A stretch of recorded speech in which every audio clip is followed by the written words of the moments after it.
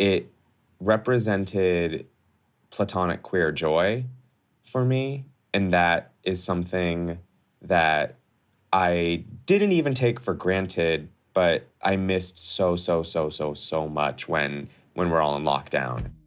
Hello, my name is Kay Anderson, and you are listening to Lost Spaces, the podcast that mourns the death of queer nightlife. Every episode, I talk to a different person about a venue from their past, the memories that they created there, and the people that they used to know.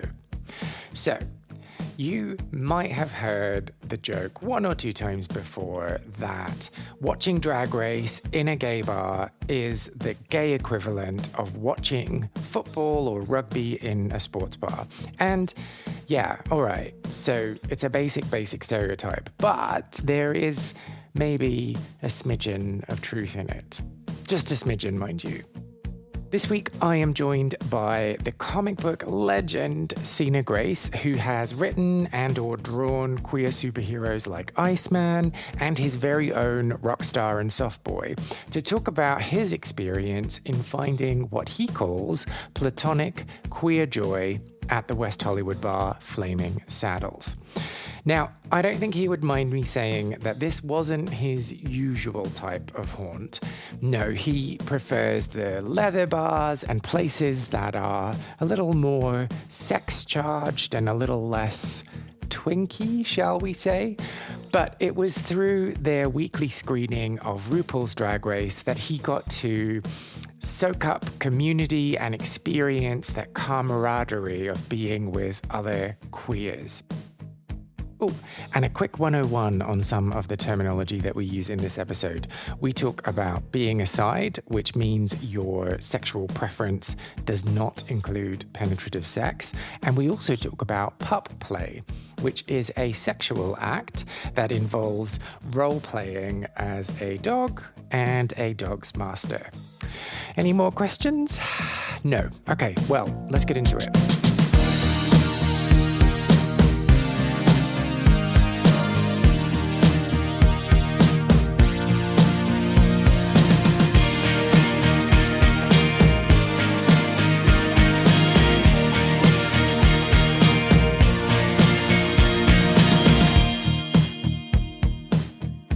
It wasn't much of a bar that I would voluntarily go to.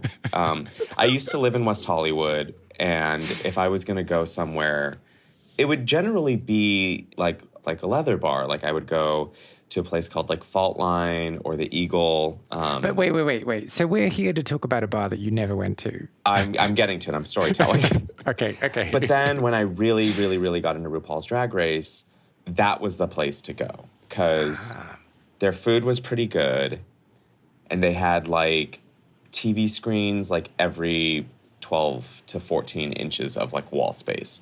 So no matter where you were, you could watch the show quite easily on a Friday night. And it was the thing to do. And at that point, I had moved a little further east, so it kind of became this thing, a really great ritual where I would park at a friend's, then walk down into Boys Town and watch Drag Race, and there's just hundreds of guys there.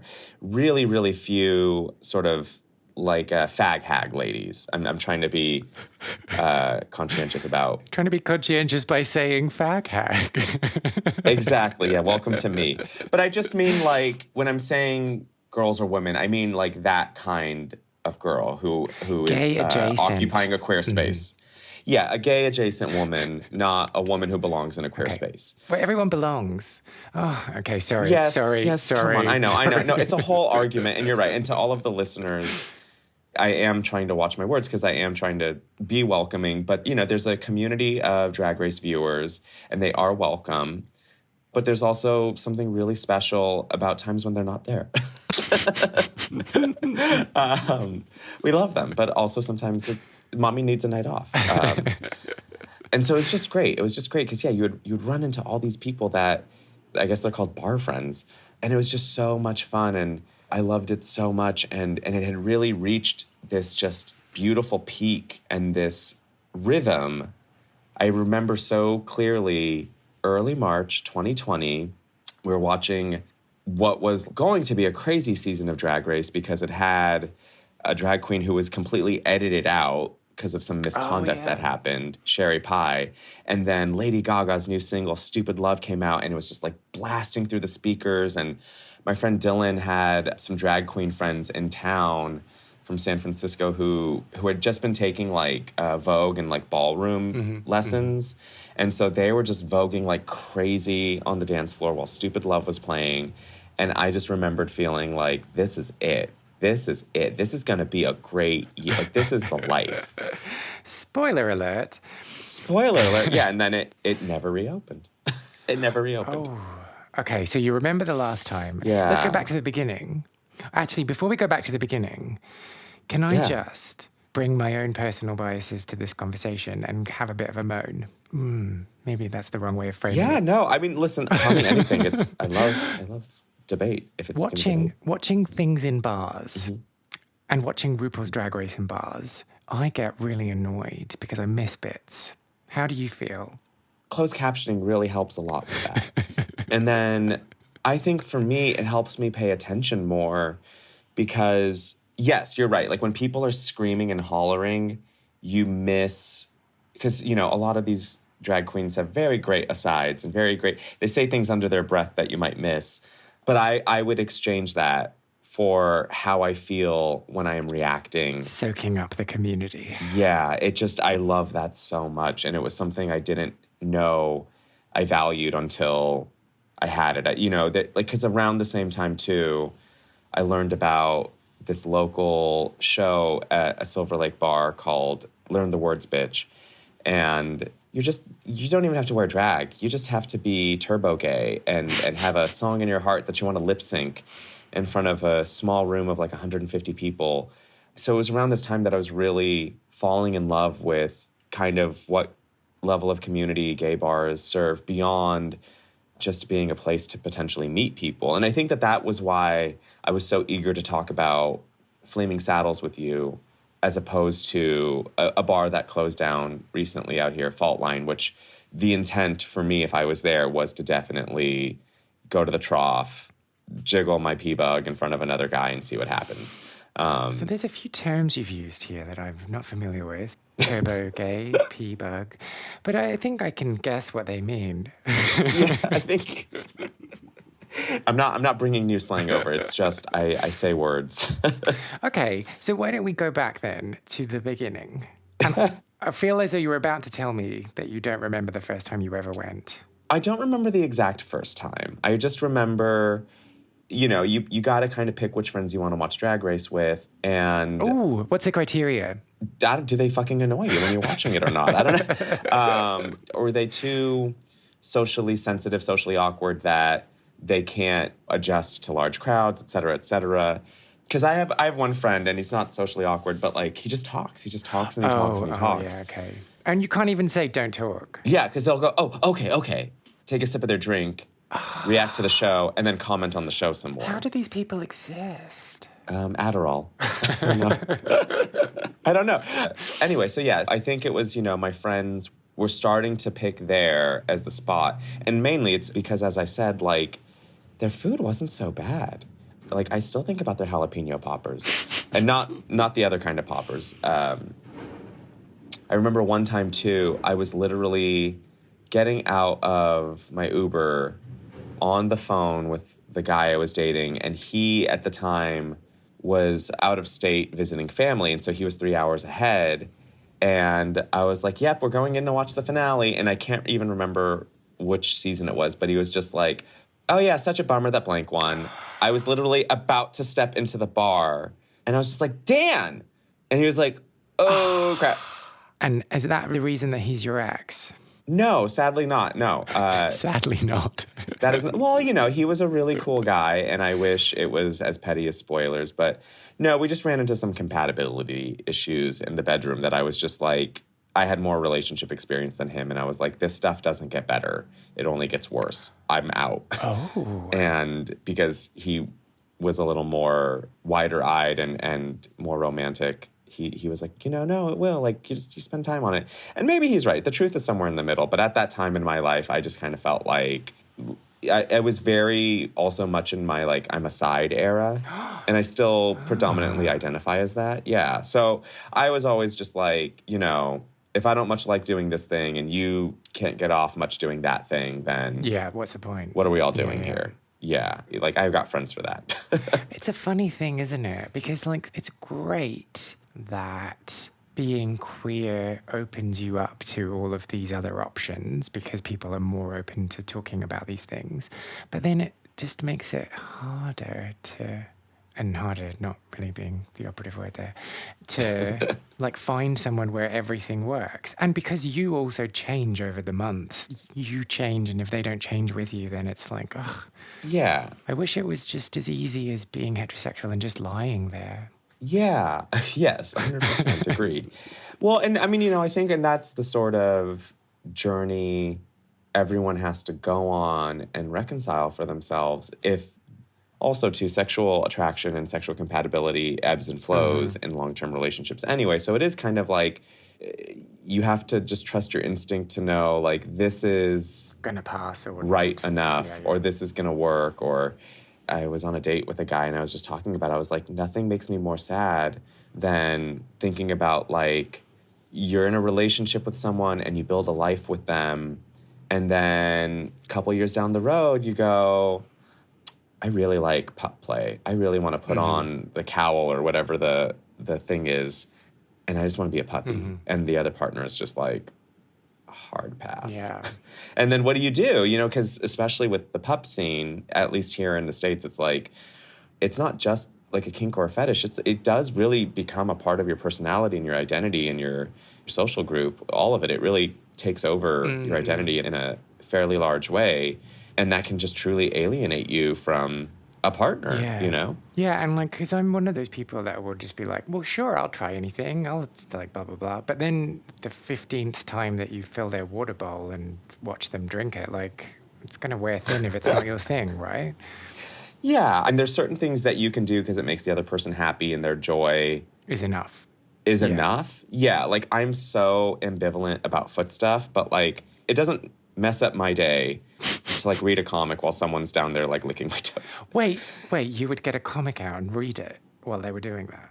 Hypothetically, it hasn't happened. Okay. But I feel like I'm gonna say like I would just look at their wieners and see how hard they are, and just like I'd stare at that. Do you mean their pee bug? Yeah, they're pee bugs. I was trying to speak more universally accessible. Yeah, but if they were sucking on your toes for like 20 minutes, you'd be like, yeah, okay, maybe we should stop this, right? Well, then that's when the comic books come out. But and again, yeah, like if it doesn't affect my life and they're still happy about it. But I feel like I'm sounding a little bit like Liz Lemon in 30 Rock, where she's like, I don't really want to have sex with a girl, but I'll let you go down on me. Like, I can hear that it's sounding like that. Like, I'm just like, well, I'll let you do it. But even if you did do that, right, and say, I was really into feet and I wanted to suck your feet, as soon as you got the comic book out, I would know that you weren't into that. And then I would feel shamed, and then I would feel like the next time I can't ask. I completely understand that. And it's like, yeah, if the roles were reversed, then how would I feel? But if I was at a point with that person that I truly knew them well enough to know that they'd be just fine reading a book and I'm down there slobbering on toes, I think everyone wins. There's a guy, like back when XTube was still an active website, there was a guy that just like posted all these blowjob videos of him and his long-term boyfriend. And yeah, the boyfriend's just like watching porn on his iPad, and the guy's just going down there, and it's just dozens and dozens and dozens of videos. And I feel like, having watched enough of them over the years, you have this like view into their relationship. You know what I mean? It does everything for this guy to videotape himself sucking his partner's dick. And clearly the partner doesn't care anything about that. He's just there to get his dick sucked and watch like a porno on his iPad. Have you like created these rich lives for them in your head? I mean, because I can also see part of their living space, I would say it's not a very rich life for them, but yes. Ooh, burn. I think they're an elderly couple in Palm Springs. I think they've been together for a really long time. Aww. I think this guy is like very blowjob oriented, and the other guy just... What kind of dog do you think they have? They have a parrot. I can hear it in the background. How many of these videos have you watched? Well, it's over years, you know what I mean? And the guy keeps posting them, so... I've seen this. Like, as soon as I've seen a porn once, I'm like, oh, yeah, I never want to watch that again. Well, but even the narrative of their relationship is unfolding too, where it's like how much of the partner is being shown in the video and how much better is the camera quality getting over the years. And is he learning about lighting? Exactly. So you have to understand, once you find like a content creator that ticks all the boxes. Yeah, in terms of like, are you attracted to them? Do they know how to use a camera? Can you see their face? Is there audio? You know, is the video long enough of a duration that I can, you know, reach my conclusion? Because I can't, you know, if I even see that the video is like under 2 minutes and 30 seconds, it's just like, skip.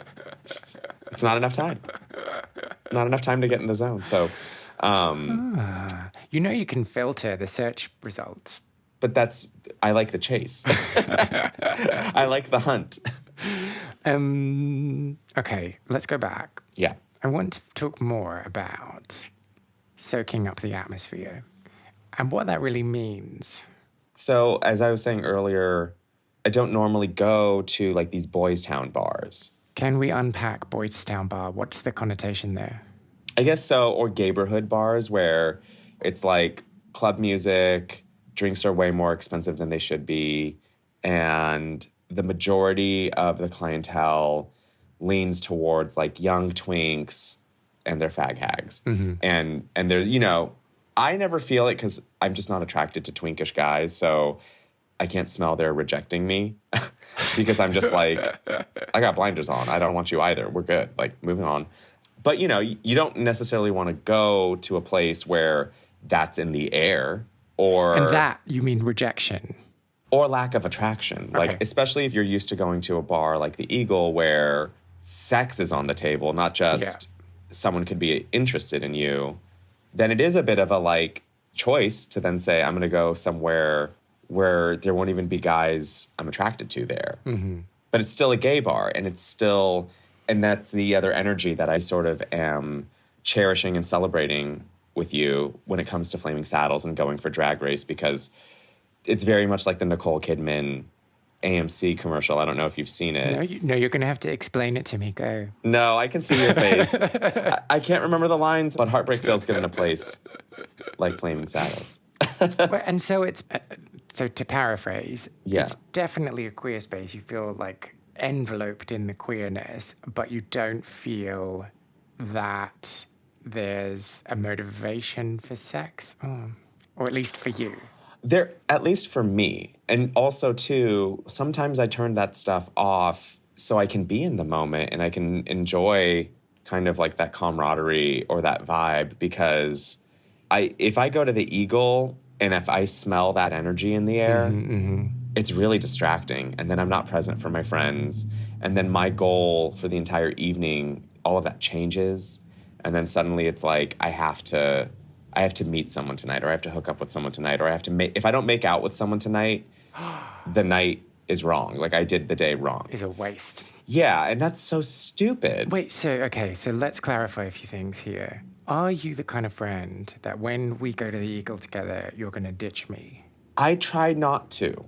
Okay, yes or no? Are you the kind of friend? No. But what I will do is I will, like, it just depends who you are also. Like, if it's every man for himself kind of friend group, or also if it's just us two, no, I wouldn't do that to you. But if it was like 4 of us and we're all really close, then yeah, I'm allowed to kind of have a side quest. Yeah. What's the negotiation if it was just you and me, though? I would most likely, if it was a you and me night, and it was clear that you kind of you wanted it to be us, or no one was really chatting with you, so it wasn't fair. Yeah. I think I would say if there was someone specifically I was interested in, right? And that's the reason why I'm at a crossroads, for lack of a better word. I think I would just go to that person and be like, hey, like, my friend's my focus tonight. Text me later. I'd like to see you later. And then, you know what I mean? And kind of wait till after hours. Oh, so you wouldn't be like, give me half an hour, this will be over with soon. No. I'm very good at, and I'm sure some friend listening will be like, bitch, remember that time you did this? What? But I try my best to be like that. Like, even on Friday, I was on a date and I ran into a special friend, And the first thing I did when I hugged the special friend is I said, hey, I'm here on a date tonight. It's really great seeing you. Are you having fun? You good? Because he had actually texted me not moments before, like, hey, are you out tonight? And he's like, I just texted you. And I was like, oh, I'm sorry. Yeah, I'm on a date right now. And there were moments where we all chatted together and yada, yada. But like at the end of the day, in that moment, what was right for me and what was right for the date was like letting my date know they're their priority. But we're not on a date. No, but your priority is your priority. And if my friendships are my priority, or if I have a friend who I know really can't fend for himself or themselves in that moment, then that's the priority. Which is me. It's just you, yeah. Because, oh my God, the other night I went out, we went from Akbar to Eagle, and my friend Brian had brought like 3 of his friends with him, and he got to chatting with a guy at the bar. And I was getting tired and I was kind of getting bored. And I was like, all right, I think I'm ready to go home. I was like, where's Brian, though? Like, I'm chatting with, like, you 3 guys. Like, where's your fucking friend? And I go over to him. I'm like, hey, how are you doing? Like, we're all wondering where you're at. And he's like, oh, I'm good. I'm going to stay here and, like, see this conversation through. And so then I went to his friends and I was like, yeah, he's out. And they were like, well, what are you doing? And I was like, I'm going home. And at that point, like, my alcohol had got, like, taken care of by a friend who was visiting from town. And I was like, I have maybe 1 bottle of red wine. And I have no drugs, so, like, you guys can't come over. Have a great night. Like, but, you know, he fully did that. He fully just dropped us for his own pursuit. And we were all grown-ups. They were all grown-ups. Those guys, I think they went and found somewhere else to go. But in another situation, I'd have been pissed. Yeah, I find it interesting, like, because I am the kind of person that if I am out with another person, then I will kind of just turn off my sexuality for the night. Like, I'll just be like, it's not even in my brain. I'm not even going to do that. But I wish I could be one of those people who's like, oh, I'm just going to go and get sucked off in the bathroom. I'll be back in 10. Yeah. Oh, my God. This is such a funny story. I'm going to tell you this. This has nothing to do with Flaming Saddles, rest in peace.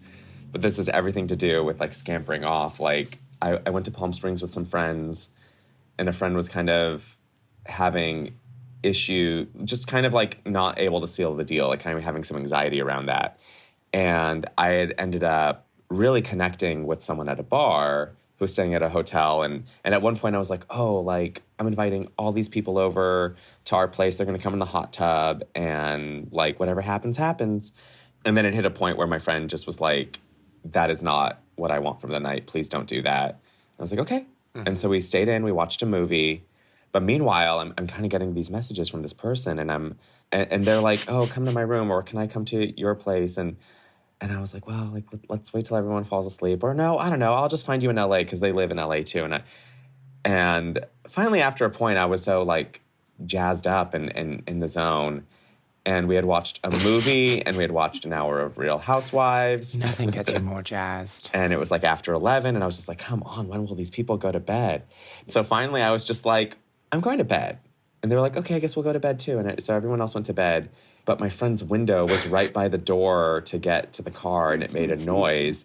And I just didn't want him knowing I was breaking away to go hook up with someone.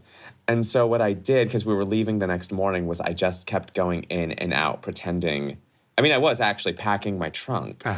And I was just doing that kind of over the course of 15, 20 minutes, just being like, I don't know. I just, when your friend is down, you don't want to be like, okay, I'm going to go get my dick sucked, right? Like, it's just as you said. So, like, I told him the next day. No, I told him like 2 days later. But I didn't want to tell him then, like, I'm going to go do this thing. And so then I went and did it. What would I like? I think I'd prefer to be told. I ended up telling, but I just... Yeah, but afterwards. At that moment, I didn't know what was the right choice. What would you prefer? I think I think just knowing at some point is the most important thing. Knowing soon is better than feeling lied to. I think the only thing in terms of like honoring the friendship or bro code was that like canceled all plans. We stayed in, we watched a movie. Like that was the moment. Oh, yes. Yeah. Sorry. And I'm not trying to like say that you made the wrong decision or anything. Oh, no. But I'm also thinking like my friend, the other friend who was still at the Airbnb with us, he totally knew what was happening. He's like, I knew it. I knew you were going out. You were just like so hard stop, like, all right, I'm going to bed. Oh, I'm so tired. Well, bye, chums. Yeah. I don't know that I was subtle, and I don't think I'm a very subtle person, maybe, but yeah. So that's what's great. Back to Flaming Saddles was just that part of my brain was not on.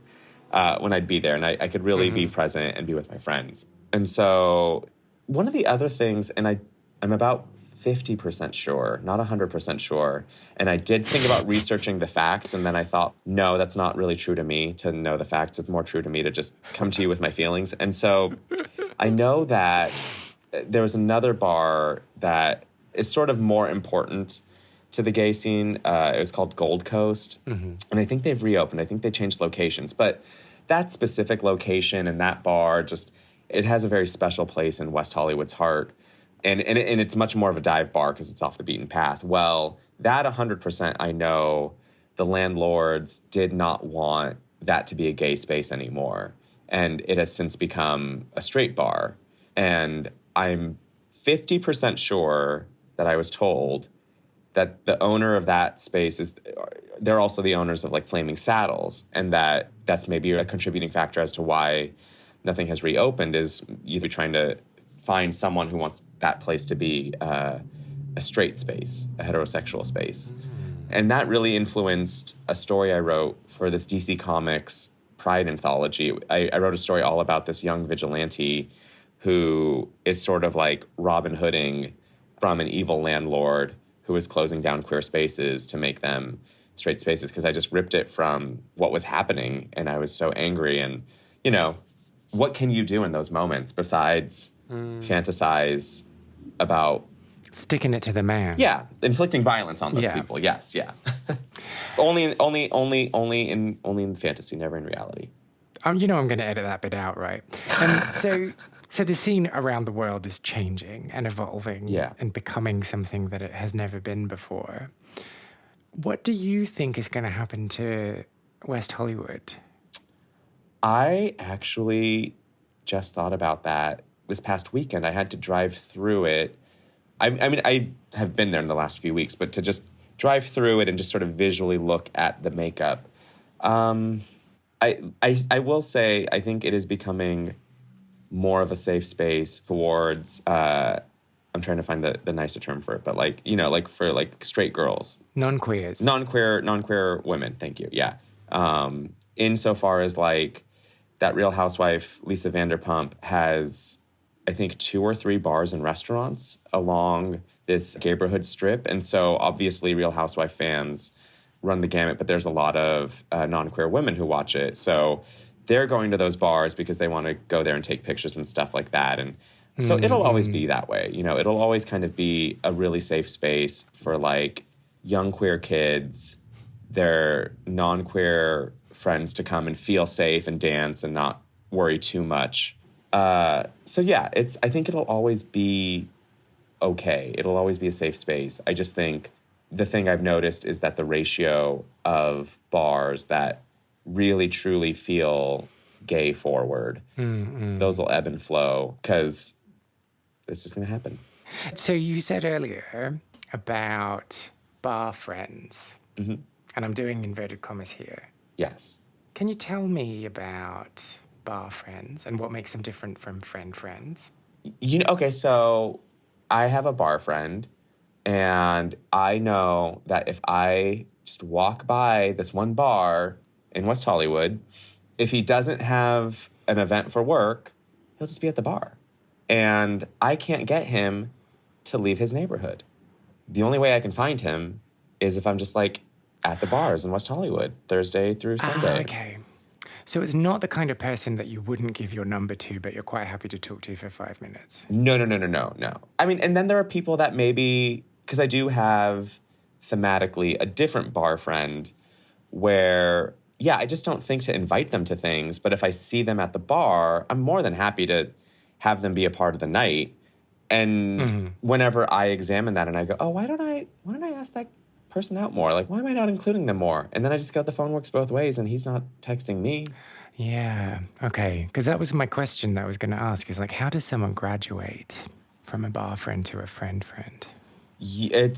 So I have a dog that's a little bit special needs. He just needs to be walked a lot and he needs medication round the clock. So I can't really after hours at anyone else's place. So if I'm still at a bar at like 1:30, I tell people like, hey, like, do you want to come back to my place? I have like vodka and I have some mixers. and I'll put on some music because I got to go take care of my dog. And that's how, is if you get that invite and we have a good time. If they're there at that moment. Yeah, it's I think after hoursing, or if you know each other well enough to like pregame, which I don't really do, or you find out you like the same band, or that's what it is if you see each other outside of the bar, you're at the same concert and you're like, oh my God, hey, you need fate to kind of intervene. It's really interesting, isn't it? Because does that apply then to people that you have talked to on Grindr or Scruff or whatever? Yes. I think sometimes you need to see the person in the wild. And it's not even like, oh, you're hotter in real life, this, that, or the other. It's just that you literally cannot gauge the person. Yeah. Like, I know how you move now. I know how you take up space. Or I know how your jokes land. Or I know that you're just bad at messaging. You know what I mean? Like, all that stuff. Like, or you need to see like, oh, because sometimes there'll be people who are like very overbearing over message because they're very typey. I'm like that when, you know, I'm in a kind of like zippy mood and you're worried that they might just be too much. And so then when you see them in person and you're like, oh, A, you have friends. B, like you... I mean, that's not really a yardstick of anything. True, but like even just that, like, okay, you have like a social network all of your own, and a conversation with you in real life is, yeah, it's not stressful, or it's not like angling for a date or a hookup. Like, okay, great, I can actually interact with you. Perfect. Sometimes you need that. Oh, okay. So if you see someone that you've been talking to on Grindr or Scruff, you don't just run away? No. Actually, no. I just have been on a few dates with a guy where we had chatted on, I use Growler. I haven't been on it in weeks. We had chatted on Growler, and then I'd somehow told a friend about him, or a friend knew that we had connected or something, and I thought he had a boyfriend, and he lived kind of far enough away that I was like, boyfriend plus driving, like... Yeah, who can be bothered, yeah. Yeah, and then I saw him at a bar, and we started chatting, and he had been like kind of like hands-on with a guy that I knew wasn't his ex-boyfriend, so I was like, oh, I think he's single. And then that's how I kind of felt comfortable. And also I was like, he's single and he's in my side of town, so... I'll deign to like properly spend sentences talking to him, and so now there's been dates on the table. So, I know, right? Whole sentences. I know. Okay. So then let me just ask a few cheesy questions to round us out. Okay, yeah. So I know you've talked about this a little bit already, but given everything that we've talked about in this conversation, your answer might be a little bit different. Why was Flaming Saddles your lost space? Why did you want to talk about it today? I wanted to talk about Flaming Saddles today because it represented platonic queer joy for me, and that is something that I didn't even take for granted, but I missed so much when we're all in lockdown. And so for it to have been a casualty of pandemic and the lockdown, I felt like that was just something I wanted to kind of put out in the universe, that it's like, you know, sorry you're gone. And I cherish those memories, you know, even though it's at the outside, a goofy themed bar, some truly beautiful memories happened in there. And what do you think the world is missing now that it's missing that bar? I think it's missing a really cheesy, no, I'm kidding. No, it's not easy to be cheesy. That is a fine statement to make. You know, yeah, I mean, sometimes we do need these, like, really cheesy, over-the-top, thematized bars. Like, they're goofy, they're a little bit Coyote Ugly, and any sort of seasoned elder gay can, like, roll their eyes at it. But I think that's a space where stuff happens. But not in the bathroom. Not in the bathroom. Never once in the bathroom did I have any sexual or drug experience at Flaming Saddles. Do you have any memories of Flaming Saddles or clubbing from your own queer scene that you want to share? Well, if you do, I would love to hear from you. Why not get in touch? I want to create the biggest online record of people's memories and stories of queer clubbing, but I need your help. Go to lostspacespodcast.com and find the section Share a Lost Space to tell me all about what it is you got up to. You can also find me on Facebook, Instagram, and Twitter, where my handle is Lost Spaces Pod. Whilst you're at it, find out more about Sina by following him on Twitter and Instagram, where his handle is Sina Grace, or visit his website, sinagrace.com. If you enjoyed this episode, I would really appreciate if you subscribed, left a review on your podcast platform of choice, or just told other people who you think may be interested in giving it a wee listen too. My name's Kay Anderson, and you have been listening to Lost Spaces.